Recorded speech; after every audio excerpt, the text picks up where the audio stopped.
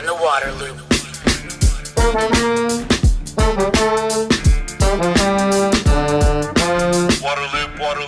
Welcome to Waterloop, the podcast that explores solutions for sustainability and equity in water. I'm the host, Travis Loop. This episode is part of a series, Mississippi by Nature, that looks at the use of nature-based solutions to help the river and its communities. The series is supported by the Walton Family Foundation and outfitted by Patagonia. Here in Greenville, I'm going to talk with Mayor Errick Simmons about the way his community and many others up and down the Mississippi are adopting nature-based solutions as a way to bolster their resilience from the river and its impacts. Mayor, thank you so much for having me here in Greenville, Mississippi to talk to you. Very excited for this conversation.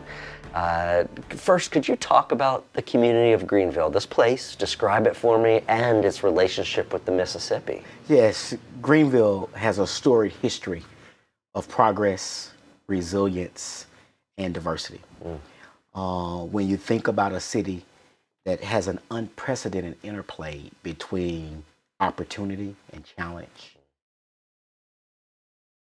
river and land, diversity and inclusion. You think about Greenville, Mississippi. Of course, it has sustained fire, fever, and floods. Of course, the Great Flood of 1927, Greenville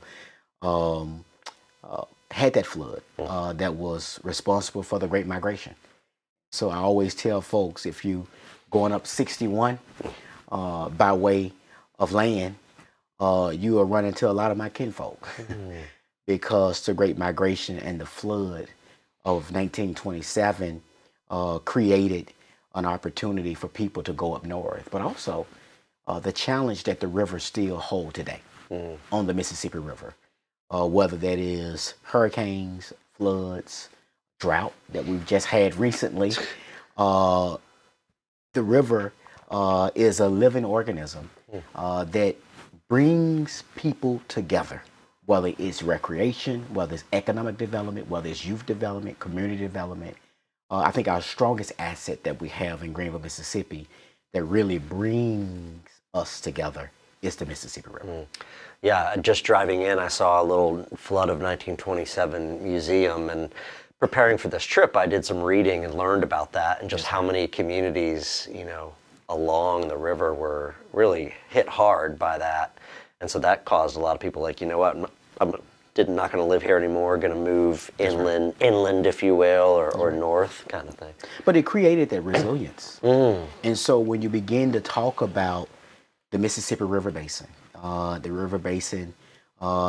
I'm part of a group of mayors, 105 mayors on the Mississippi River called Mississippi River Cities and Towns Initiative. It's a group of bipartisan mayors that since 2005 have experienced over $246 billion in disaster losses, not including Hurricane Ida. And so when you begin to think about the strength, the opportunity, the threat, and the challenge of the river, you begin to think about a hurricane or a flood or a drought. It's not blue, it's not red, it sees no color. And what happens downriver comes upriver from New Orleans or Vicksburg to Greenville, and what happens upriver, whether it's La Crosse, Wisconsin, Memphis, Tennessee, it comes to the folks here in Greenville, Mississippi. So we began an organization 10 years ago to work together to talk about those disaster losses, because we see that there's an increased cost in gray infrastructure. To order to do this at scale, Greenville is a city with about 38.6% poverty rate, so I can't tax my folks. The only way I can build or strengthen my levy is by looking for federal resources or building more gray infrastructure. And if I had to do that, I have to increase a tax millage or a water or sewer bill. And so we begin to look at nature-based infrastructure, which are not only environmentally sound and safe, but economically beneficial for the people that we represent and the companies that use that river day in and day out to transport products, grain and soy and wheat, to move them to market. Yeah. Well, that's so true, right? The gray infrastructure, those big feats of engineering are expensive. They are. Have big price tags to yes, them. Sir. And that money just doesn't fall out of the sky. It's got to come from somewhere, right? It doesn't. So, this group of mayors, we did the largest nature-based infrastructure study in the country. Okay. With Ducks Unlimited. We worked with Black and Veek, 2 Degrees of Doubt. And we looked at the flood of 2019. Historically, the flood of 27 was historic. But the flood of 2019 was historic in scope and duration. We were above flood stage here in Greenville, Mississippi for over 150 days. It inundated our sanitary sewer system. We had over 37 street failures, over 30 sewer failures, and it hit us hard. And so we began to look to see what we need to do to address that, to be more resilient, to get folks back to work. Because when you talk about climate change, folks in a red state like Mississippi don't want to hear it. But they understand when daddy can't go to the port and work. They understand when grandmother can't flush their toilet. So we began to look at how can we be more resilient with nature-based infrastructure, and at what scale we need to deploy these nature-based assets, whether it is reconnected floodplains, whether it is marshes, and other nature-based infrastructures that's going to absorb water during a high water or flood event, but also able to release water in a drought event like we just had with the 30-year drought. Wow, this is really interesting. So I know that 2019 flood was not good for a lot of communities. That sparked your mayor's group to really try to look at how can we, in addition to the big gray infrastructure, how can we kind of wrap some green solutions around this? So you kind of studied it as a group, and what came out of that study? Just like options or a realization like, yes, this is a way to go? We begin to see not only when we talk about the over 230,000 acres of nature-based infrastructure we're going to deploy at scale. It's going to help President Biden with his non-power NDC sector goals, but also the cities up and down the Mississippi will be more resilient. Folks will get back to work quicker and sooner. We also looked at what those carbon credits look like and what does that mean for the reinsurance industry, and what does that mean for a city who has to declare a natural disaster. Practically, what happens is, you get a big hurricane to come, you get a big flood event to come. We have to go and convene a special call meeting to declare a natural disaster. And once we do that, we have to wait till the governor declares a natural disaster, state emergency. Then it has to go to the president to declare a national disaster. All the while, folks are not working. Folks aren't able to flush.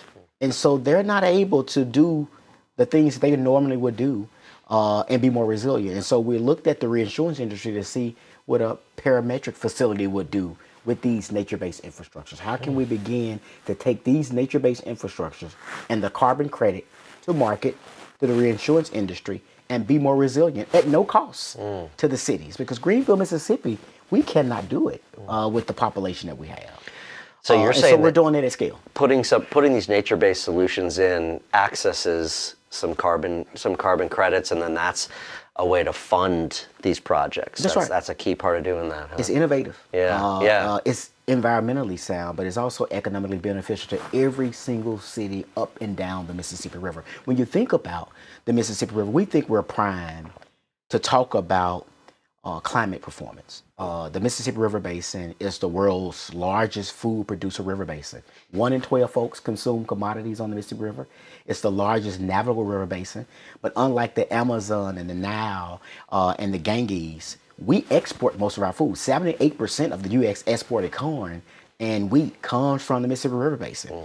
When you think about jobs, the freshwater economy of the Mississippi River with manufacturing, agriculture, and tourism, it's about 1.3 million jobs, accounting for $458 billion annually in revenue.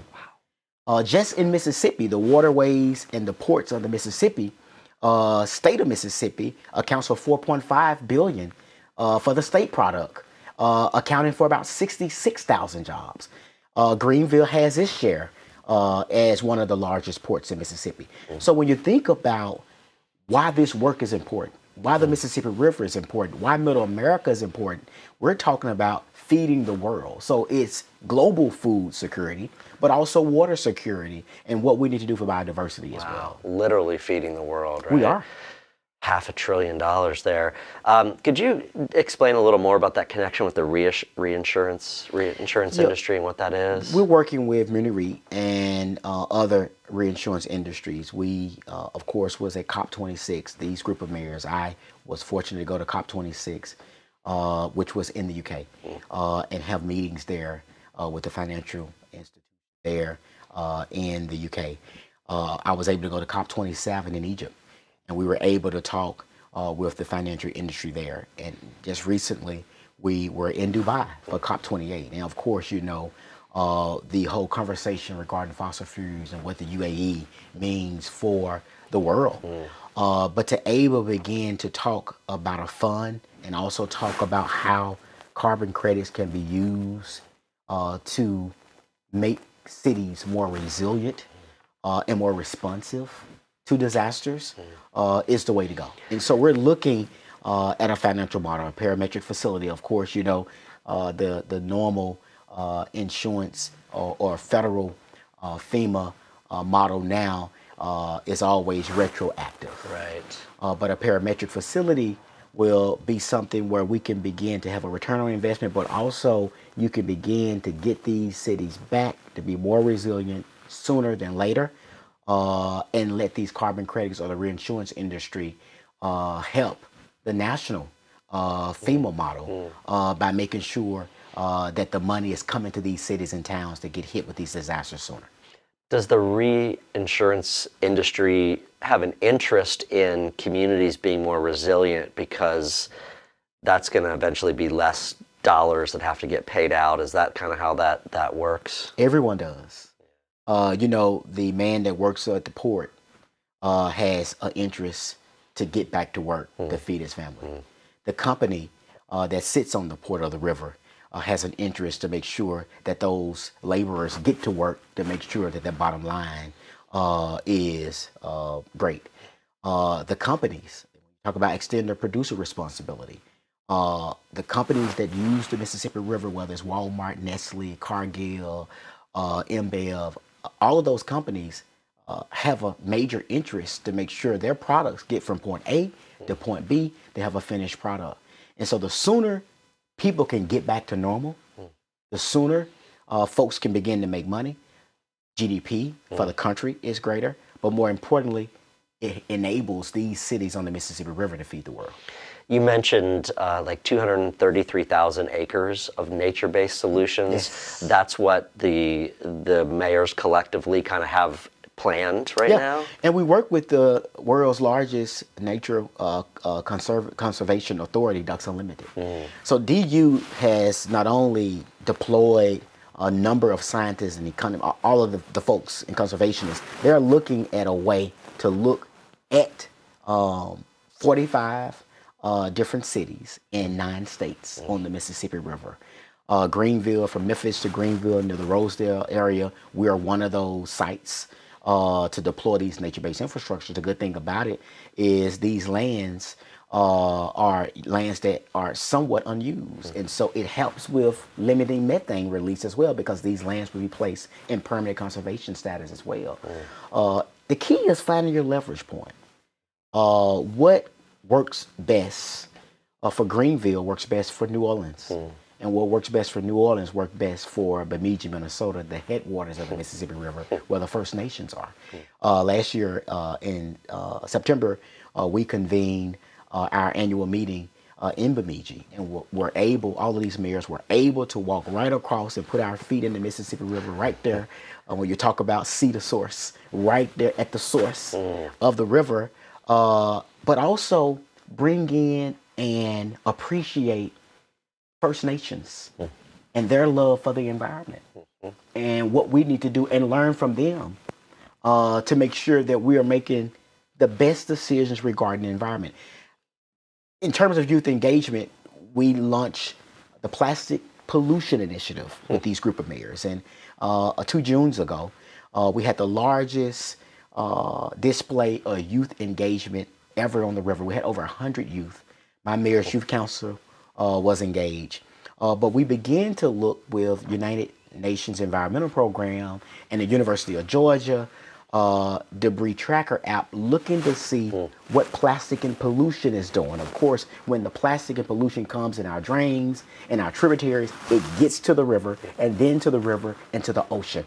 And then it chokes the air that we breathe around the world. And so we begin to look at that to see how we can have extended producer responsibility, but at the same time, make sure that youth are engaged in making a better climate. Youth are engaged in understanding their role as youth scientists to make sure that our rivers are cleaner, but more importantly, the air that we breathe is better. Educated about the problem and that they have power to do something, power. right? They do. really do, yeah. That's right. And getting them civically engaged, getting them engaged in the environment goes back to truly understanding that the world is smaller than we really believe. What happens in Greenville, Mississippi happens in Greenwich, you know, Sure. or what happens in Vicksburg, Mississippi happens in Paris. And so they're able to learn that and able to see that this plastic belongs to Pepsi, or this styrofoam belongs to Coca-Cola. And now how can we begin to encourage these producers to reinvest, not only to clean our river, but also reinvest in youth development programs, community development programs, workforce development programs, a way to make sure that they're being corporate responsible. Yeah. Going back to projects here in the Greenville area, could you elaborate on that? What kind of nature-based projects you all have in the works or have planned? We're doing right now a recycling program with Pepsi called Replenish. It's going to be the first on the river, working with Pepsi to not only recycle plastic and other products, but how do you begin to replenish to make a revenue stream for the folks here in Greenville, Mississippi? That is one project. The other one, of course, is the nature-based infrastructure that we're doing on the river with these group of mayors. We also continually work with our global companies like Marsh Food. I don't know if you know, but Uncle Ben's rice is only made in Greenville, Mississippi from farm to fork. Wow. And Uncle Ben's is a Belgian company. Of course, people know it for Skittles and sneakers, but the rice is made in our port here in Greenville service 4,000 farmers from the Arkansas, Louisiana, and the Mississippi Delta. And so beginning to create that narrative about making sure what we're doing is greener, is cleaner, but also how we can begin to get companies to be more responsible to exhibit corporate citizenship in what we're doing here in the Mississippi. And help you all with these local solutions, right? That's right. They impact the community, they depend on the community, That's right. and so they should help the community in all these different kind of projects you talked about. Absolutely. In terms of equity, when you begin to see the major impact of the disasters, when we talk about $246 billion in disaster losses, when you begin to talk about the areas around the world that are hardest hit, these are Black and brown communities. And so it's incumbent for these companies, when they talk about having a diversity officer, when they talk about a Justice 40 initiative that the president is talking about, is critically important for them to deploy equitable strategies that are sustainable and long-lasting, that will make an impact to the communities that are hardest hit. I love that you've made that point, because that is something that I hear out there, is that these communities that are disproportionately impacted and suffer, there is a role for nature-based solutions to help them buffer from issues, beautify the community, and put people to work, even putting these in. There's all kinds of benefits. It is. I was able to go to Paris, invited by Mayor Hidalgo, and they're getting ready for the Olympics. But also the State Department wanted me to come to talk about plastic pollution and what we're doing on the river. I was the only mayor from the U.S. there, representing the United States, but also the Mississippi River, to talk about best practices.